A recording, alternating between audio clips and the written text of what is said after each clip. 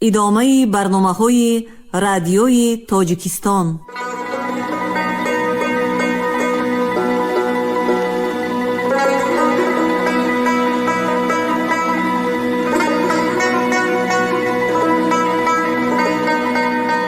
ассалому алайкум шунавандаҳои гиромӣ, ба таваҷҷӯҳи шумо гуфтори адабӣ аз силсилаи хониши бадеӣ асари нависандаи бузурги тоҷик Садриддин Айнӣ, ёддоштҳо дар қироати Абдурашид Хуҷамқулов. қисми дуввум, гуфтори 45.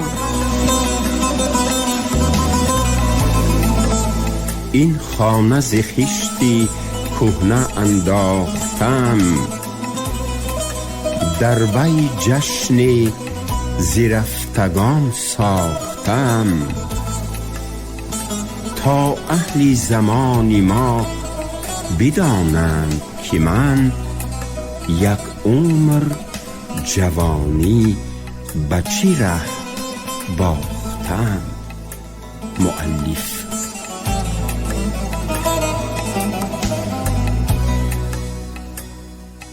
گریه دختر کمتر شد و پیدا شدن کمتر آرامی را در وی حس نمودم، اما به پرسش های من جواب نمی داد و همچنان در زیر بار غم سرش را به زمین خم کرده می نشست. من دوباره به سخن در آمدم. ای معصومه پاک دامنی من، اگر خرسندی تو با نیست شدنی من میسر می شده باشد، من تیارم که در حال خود را هلاک نموده نیست کنم. هیچ نباشد همین حالی حاضر سرم را گرفته از این جاها غایب می شوم، به طرزی که بعد از این هیچ کس نام و نشانی مرا از این جاها نیابد و اگر مرده خاک شوم گرد من به دامان پاکی تو ننشیند. من خاموش مانده تأثیر این سخنان خود را به او ملاحظه نمودم. او خود را از گریه باز داشته بود، اما سرخم کنان در اندیشه فرو رفته با سرانگشتانی چیلان مانند خود بر روی ریگ سرخ خط می کشید. من سخنی خود را دوام دادم. آخر من تو را دوست می دارم. برای تو بر ضرری خود به برداشتنی هر گونه عذاب و عقوبت ها تیارم و هر نوع بلا، قضا، اندوه و الم که از عشق تو و از طرف تو به سرم آید منت دارانه می بردارم. اما به اندوهگین شدنی تو، به دلگیر گردیدنی تو، خصوصاً که این اندوه و دلگیری به سبب من پیدا شده باشد، طاقت ندارم.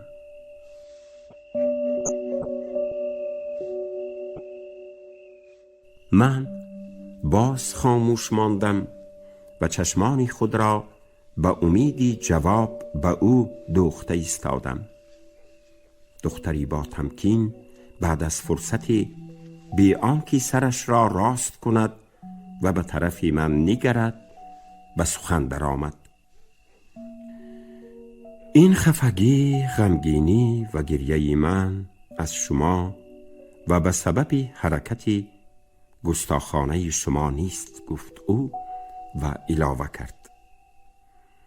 البته حرکتی گستاخانه شما نفارید و خود را از دست شما رهانیدم، اما آن گونه حرکتی که خلاص شدن از وی در دست خودم باشد و من اقتدار داشته باشم که در هر گونه مورد خودداری کرده توانم، آن گونه حرکت ها چرا سبب اندوه من شوند؟ اگر حرکتی گستاخانه شما به گریه من سبب می شد هم، من شما را در آن حرکت عیبدار نمی کردم و به عیبدار کردن حق هم نداشتم، چون که شما را تا به این اندازه خودم دلیر کرده بودم سببی حقیقتی اندوه و علم و گریه و غمی من بخت سیاهی من است که مرا به همین درجه بی باک و بی ایبا کرده است و در شرایطی که شریعت و ملاها حتی آوازی زن و دختر را نامحرم می شمارند، من شبانه با یک مردی بیگانه در خلوت با روی گشاده صحبت می نمایم.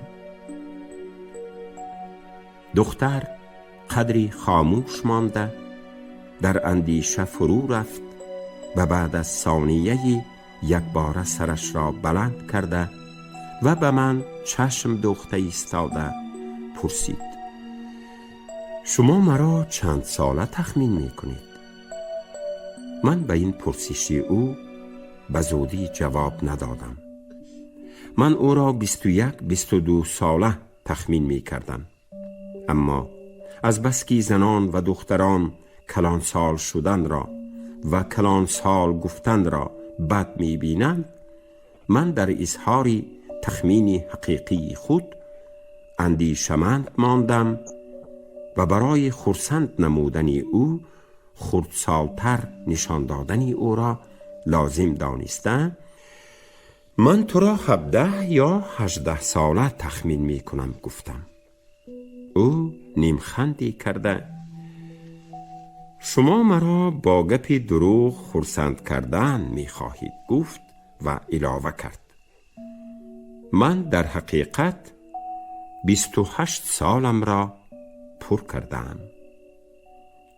در گفتن این سخن آن شکفتگی که در روی وی به سبب تخمینی بر دروغی من پیدا شده بود برهم خورد و افزای او را دوباره پرده سیاهی اندوه و علم پیچانده گرفت و بعد از لحظه خاموش ماندن دوام نمود: من 28 سالم، اما هنوز دختر می باشم.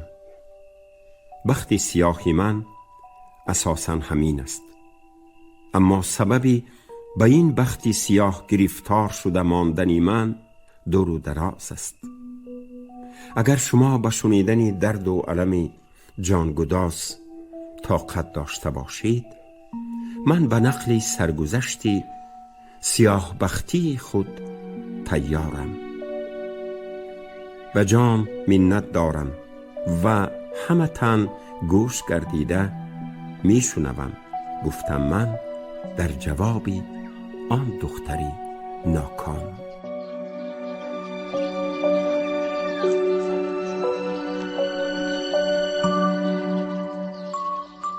سرگذشتی سراسر درد و علمی دختری ناکام.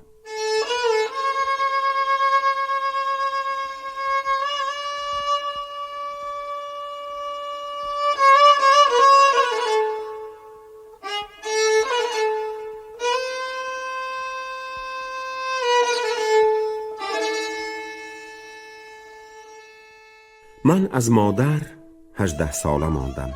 گویان گپ سر کرد دختری ناکام.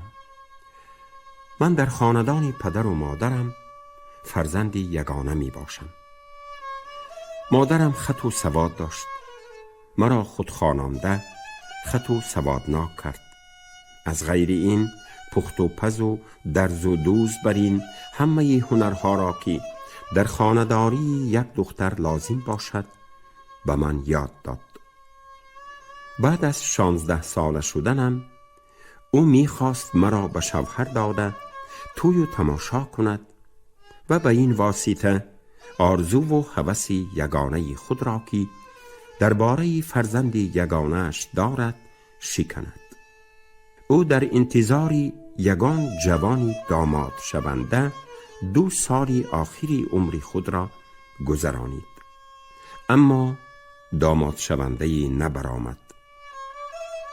دخترک در این جای سخنش از من پرسید: آیا می دانید که سبب این چیست؟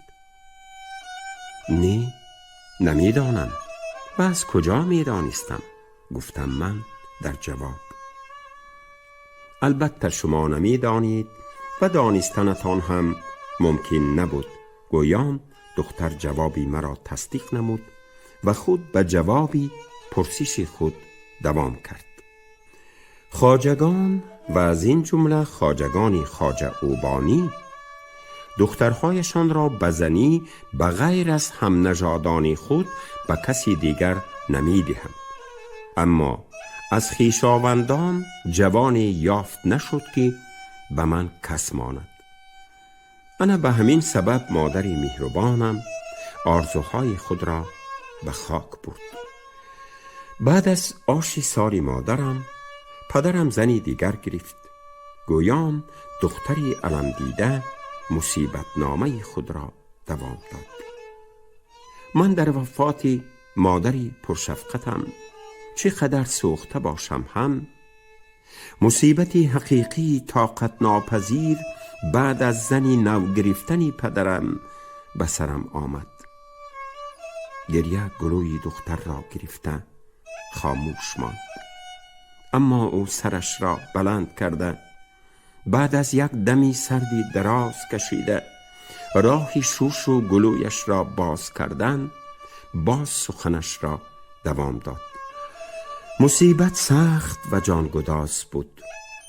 در آن وقت در خاندان پدرم 2 خدمتگار زن بود. اما مادری اوگای همه کارهای سخت و چرکین خانه را به من می فرمود.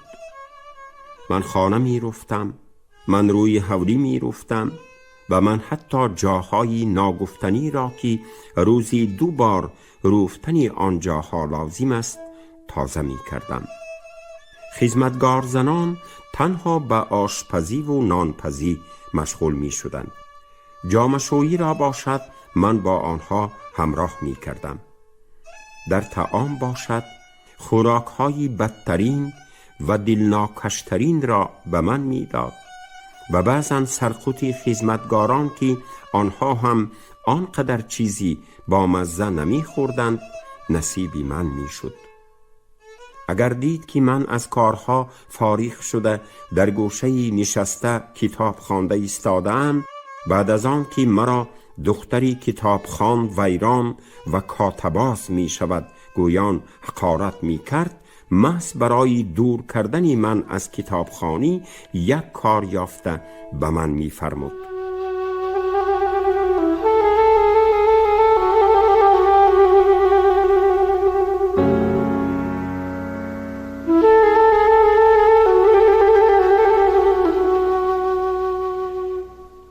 به بالای اینها من شبانه از پسی در می شنیدم که به پدرم از من شکایت کرده دخترتان غزلهای بیشرمی را بسیار می خواند.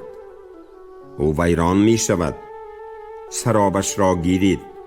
او را نگذارید که کتاب خواند و زود به شوهر داده از من دور کنید که من به دیدن یک دختری سبک پا طاقت ندارم می گفت. پدرم از خویشاوندانش داماد شونده یافت نشدنش را سببی کشاده نشدنی بخت من نشان داده به او عذر می گفت. دختر بعد از خاموش ماندنی کوتاهی باز دوام کرد. من هم می خواستم که اگر مردی 70 ساله باشد هم مرا زودتر به شوهر دهند تا اینکه از شکنجه این مادری اوگی جوانی نابکار خلاص شوم. اما الهی ذات و ذریتی این خواجگان خشکیده رود، از اینها یگان داماد شونده‌ای یافت نمی شد. نمیدانم اینها چی بلا دارند که در اولادشان از پسر دیده دختر زیاد است. پسرانشان باشند و بالای این که از خویشاوندان خودشان زن میگیرند، دخترانی مرید و مخلصهاشان را هم که نظرگویان در قطار گاو و گوسفندانی نظری آورده می شوند هم خوابه خود می کنند. در این شرایط به منی سیاه بخت که در یک بیابانی ریگزار نشستم، از خویشان خود شوهر از کجا یافت میشد؟ با شنیدن قصه های پردرد این دختری سیاه بخت، محبتی با رحم آمیختم نسبت به او چی اندازه‌ای که زیاد شود، نسبت به مادری اوگهی بدکردار همان قدر هم آتش غضبم بالا می گرفت. من در دل خود می گفتم دست یابم که آن ظالم را بسته سرنگون به چاه مزار اندازم و از شدت غضب سخن آن دختری مظلومه را بریده از او پرسیدم حالا آن مادری اوگیت هست؟ نه، گفت او در جواب و دوام کرد. بعد از 4 سالی با پدرم زندگانی کردم، با بیماری حصبه سیپنایتیف وفات کرد. بعد از 5 ماهی وفات او پدرم باز زنی دیگر گرفت، اما این زن از اولی هم بدتر برآمد.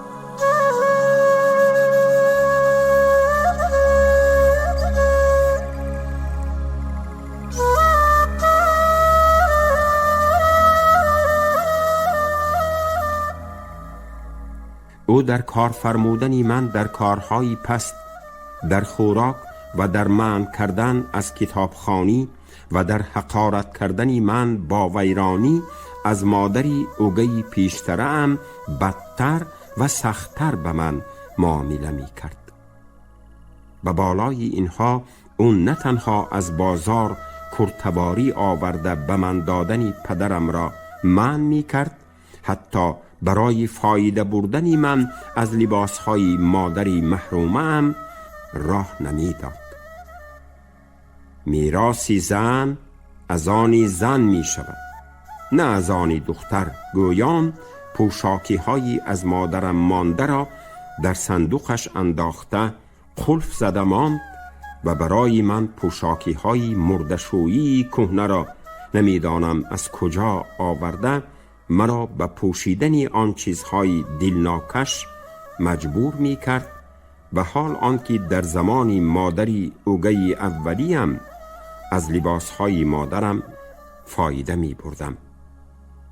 دخترک به کرته سفیدی پیش کشادی زنانه خود اشاره کرده علاوه نمود انا همین کرته از آنی مادری مرحومه هم می باشد. این ظالمه حالا در کجاست؟ گویان من باز سخن او را بریدم. حالا در کجا بودنی او را نمیدانم، اما همین قدرش به من معلوم است که او چیزهای خانه پدرم را دزدیده به خانه خویشاوندان خود بردن گرفت.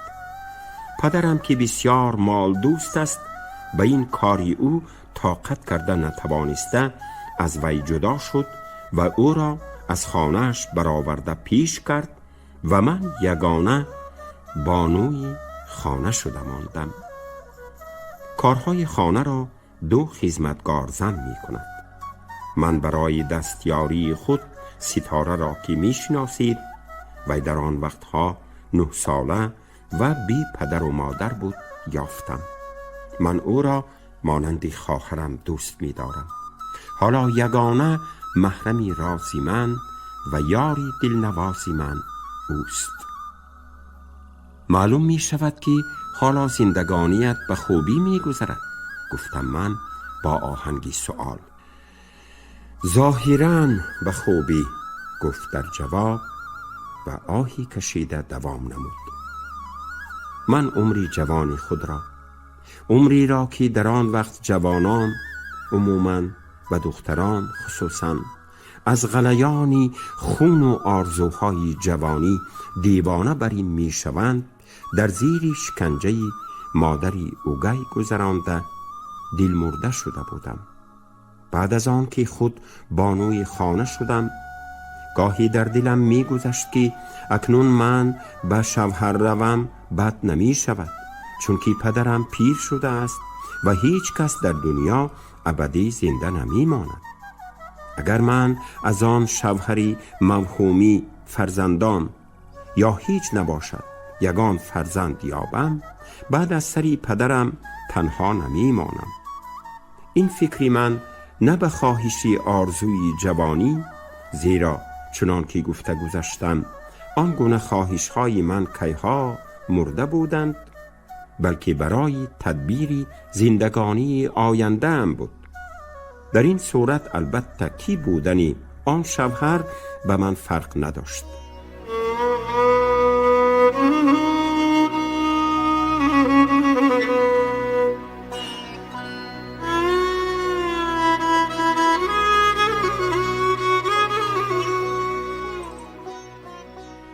اما یک واقعه روی داد که به این خواهشی من هم راه ندادنی بختی سیاه خود را دانستم.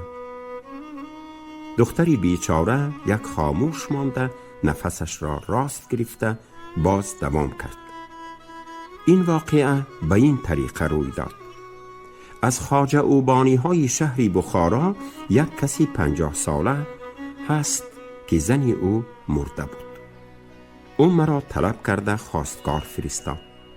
من در پسی در ایستاده جوابی به خواستگار داده پدرم را شنیدم. پدرم در جوابی طلبی او گفت: من پیر شدم، فرزندی دیگر ندارم. این دختر یگانه فرزندی من است که سراوانی خانه مرا می کند. من او را به کسی می دهم که به من خانه داماد شود. خواستگار برای سراوانی خانه زن گرفتن را به پدرم مصلحت داد. پدرم از بدکرداری و دزدی زنانی سیبه بیوه شکایت ها کرده، اگر یگان دختری خردسالی چشم نکشاده مثلا 12 ساله می شد می گرفتم، گفت و علاوه کرد. در آن صورت هم دخترم را به شوهر داده از خانه دور کرده نمی توانستم. پدرم در آخر سخنش به خواستگار قطعی کرده گفت: شرطی یکمی من به داماد شونده قبول خانه دامادی است. دختر بعد از نقل سخنانی به خواستگار گفته پدرش دوام نموده گفت: البته آن داماد شونده که در شهر حولی دارد، دستگاه ایشانی و دیوان خانی دارد و فرزندانی بر کمال هم دارد، خانه دامادی را قبول نکرد. بعد از این واقعه به من معلوم شد که من از دنیا در تنهایی و بی کسی خواهم گذشت، زیرا از خواجه اوبانی ها کسی دیگری نیست که شهر را گذاشته به این بیابانی ریگزار آمده به در خانه پدری خسیسی اسکیتی من خانه داماد شده نشیند. دختری سیاه بختی ناکام سخنانی آخرینش را، خصوصا آن کلمه ها را که از دنیا در تنهایی و بی کسی گذاشتن خودش را افاده می کردند، در زیر باری غم و اندوه گران می گفت. بعد از تمامیت سخنش هم او به آفتابی مانند می نمود که در زیر ابری سیاه مانده باشد. اما بعد از فرصتی در چهره دختر آثاری شادمانی پیدا شد و تبسم کنان از نو گپ سر کرد. من در عمر خود یگان بار باشد هم نه تنها به نظر محبت، حتی به نظر عادی هم بروی مردی نگاه نکرده بودم، گفت دختر و ایضاح داد. زیرا چنان که در سرگذشت خود گفتم من دل مرده شده بودم و چنانچه مردم میگویند دووچه نشده غلونگ شده بودم. دختر قدری خاموش ماند و تابش شعله شادی در چهرهش زیادتر شدن گرفته دوام نمود. اما در این میان کاری شد که من به یک مرد محبت پیدا کردم. روزی کسی پیدا شد که به بعضی عادتهای عنعنوی خواجه اوبانی ها مقابل برآمد. من که قربانی عادتهای خاندانی خود بودم، در دلم نسبت به آن قهرمان یک محبت غایبانه بیدار شد و آرزوی دیدنی او در دلم گذشت. من این آرزوی خود را از پس در و دیوار به جا آوردم و دیدم که آن مرد یک جوانی زیباست. محبتی من به او زیاده تر شد. بعد از آن کوشش کردم که او را از نزدیکتر بینم و آواز او را شنوم. خوشبختانه این آرزویم نه یک بار بلکه چندین بار به وقوع آمد و در هر باری که او را می دیدم محبتم نسبت به او از پیشتره زیادتر می شد. آخر رفته رفته این محبت به درجه‌ای رسید که وی را شاعران عشق می نامند و از دست سوز و گدازی وی چون مار گزیده می نالند. دختری ماه پیکر اندکی خاموش ماند. ظاهراً یادآوری پیدا شدن عشق اولینش دل او را به هیجان آورده بود که دو کف دست خود را از دو طرف به زیر بغلش برده به پهلوهای خود گذاشت و سخت مالش داده به سری صندوق سینه خود آورده به هم پیوند داد. بعد از آن کفهای دستانش را به پنجه هایش با هم پیچانده یک دو بار فشاری سخت داده به سخن خود دوام کرد. محبت، گفت او، به فهم من در دل هر جوان هست، اما وی مانند آبی پیش بسته در پس دمه افتیده آرام می ایستد. معلوم است که این گونه آب به طرف میل کند و راهی حرکت خود را یابد، اول کم کم جاری می شود و رفته رفته جریان او به درجه‌ای می رسد که کسی دوباره پیش وی را بسته نمی تواند و او همه بندها و مانعها را برداشته می پرتاید.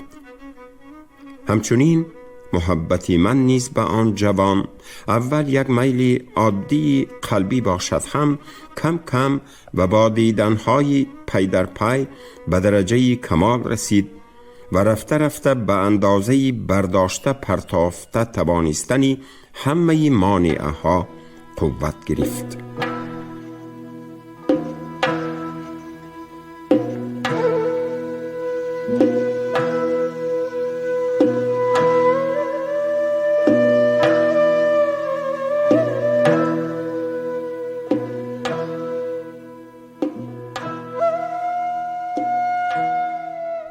شما گفتار 45 رو از روی اثری نویسنده بزرگ تاجیک صدرالدین عینی یادداشت‌ها شنیدید. راوی عبدالرشید خوجامقلوف، کارگردان شیرعلی نغزلی.